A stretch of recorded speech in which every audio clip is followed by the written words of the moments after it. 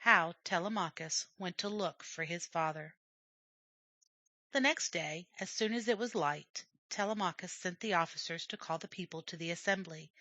And when the people heard the call, they came quickly, for such a thing had not happened now for many years. And when they were all gathered together, Telemachus himself went, holding a spear in his hand and with 2 dogs at his heels. When he sat down in his father's place, all who were there wondered to see him, for he looked not like the boy, but like the man. The first that stood up in the assembly was a certain old man, Aegyptus by name.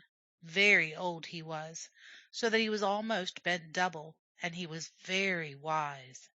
He had 4 sons, but one was dead, for he had gone with Ulysses to Troy, and had died with the rest of Ulysses' companions on his way back, as has been told. Another son was one of the suitors, and 2 were with the father, working on the farm. Aegyptus said, "Listen to me, men of Ithaca, who have called us together today. Is it Telemachus who has done this? If it is he, what does he want? Has he heard anything of his father and of the men who went with him to fight against Troy?" Then Telemachus stood up in his place and said, "Men of Ithaca, I am in great trouble. First, I fear that my father is dead, and you, who all loved him, feel for me.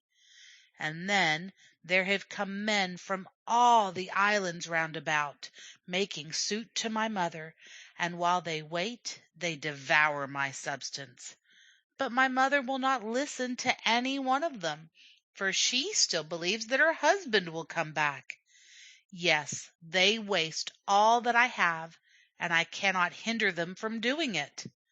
And he dashed his spear on the ground and sat down weeping. Then one of the suitors, Antinous by name, stood up and said, "Telemachus, do not blame us, but blame your mother. Surely there never was so crafty a woman." And he told the people the story of the web, and how she wove it by day and unwove it by night. "Do not let her put us off any longer. Make her choose one of us and marry him. But till you do this, we will not leave your house." Then said Telemachus, "How could I do this to my own mother? It would be against my duty as a son. And besides, I should have to pay a great sum of money to her father, all the dowry that she brought with her. No, I cannot do this thing." And when he had ended his speech, there happened a strange thing. 2 eagles were seen high up in the air, which flew along till they came to the place where the assembly was. Then they fought together, and tore from each other many feathers. Then said a certain man who knew what such things meant, "Beware, ye suitors! Great trouble is coming to you and to others. As for Ulysses, he said that he should come back to Ithaca in the 20th year after his going, and that I verily believe he will do."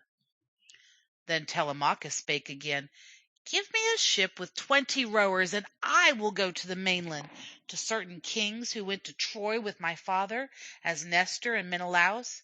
And if I hear that he is dead, I will come back and make a great mound for him that will keep his name in remembrance. And I will also make my mother choose another husband."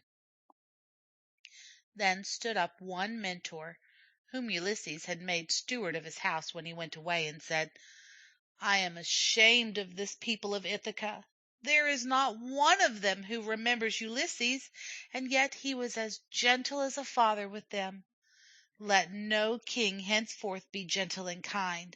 Let him rather be a hard man and unrighteous, for then his people will remember him. See, now, these suitors, how they are bent on doing evil. Well, I will not hinder them. They will have to suffer for what they do, but the people I blame. See now how they sit without saying a word, when they ought to cry shame upon the suitors. And yet they are many in number, and the suitors are few." Then stood up one of the suitors and said, "Surely, Mentor, your wits are wandering. When you bid the people to put us down by force, they could not do it. And if Ulysses himself came back, he could not do it. He would come to a bad end if he fought with us, for we are many in number. And as for the ship and the 20 rowers that Telemachus asks for, let Mentor find them for him. As for me, I do not think that he will be able to do it." Then the assembly was dismissed, and Telemachus went down to the seashore, and after he had washed his hands in the sea, he prayed to Athene, saying, "Hear me, O goddess. Thou didst bid me yesterday take a ship and rowers and ask about my father. Yes, it was thou, though it seemed as if King Mentes was speaking to me. But the suitors hinder me, and the people will not help. I pray thee, therefore, to put it into my heart what I should do." And while he was yet speaking, Athene stood before him, and she had taken the shape of Mentor the steward. She said, "Be brave. You have spirit and wit, and are, I take it, a true son of your father and mother. Go now on this journey, for I trust that it will turn out to your profit. As for the suitors, take no thought about them. They speak folly, and do not know the doom that is coming upon them. Make ready provisions for a journey, wine and meat. Meanwhile I will collect men who will offer of their own free will to go with you, and I will also find a ship, the best in all Ithaca." So Telemachus went back to the palace, and he found the suitors flaying goats and singeing swine for their dinner.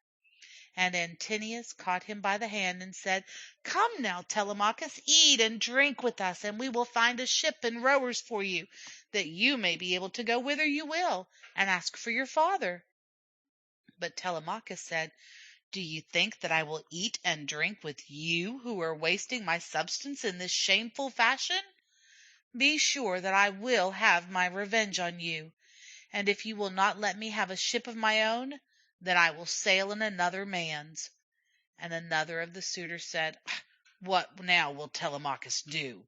Will he get men from Pylos, where old Nestor lives, or from Sparta, where King Menelaus is, to fight against us?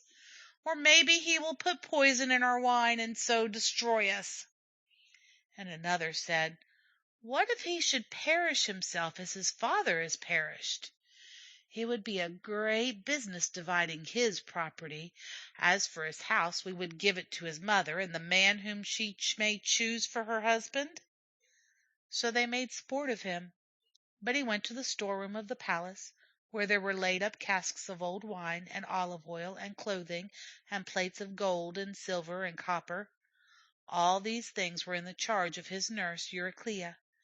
Telemachus said to her, "Look out for me 12 jars of wine, not the best, but the second best, and 20 measures of barley.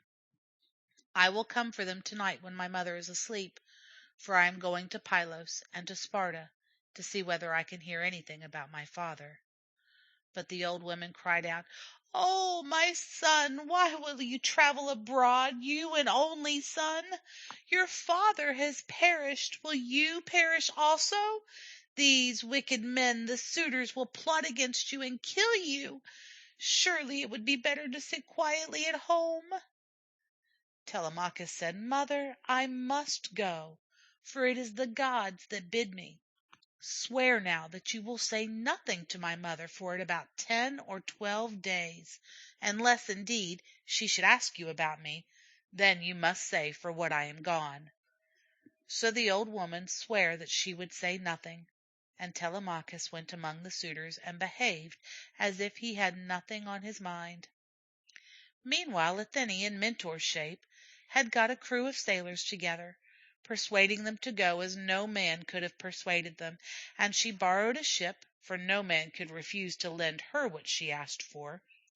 And lest the suitors should come to know of what was going on, she caused a deep sleep to fall upon them.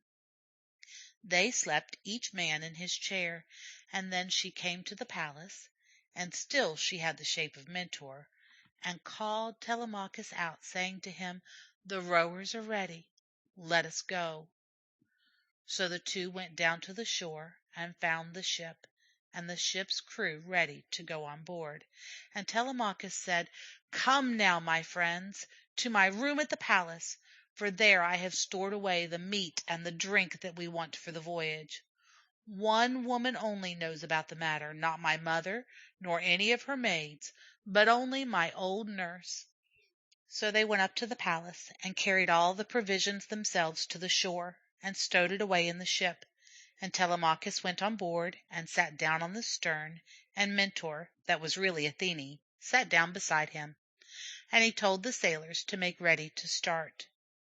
First they pushed off the ship from the shore.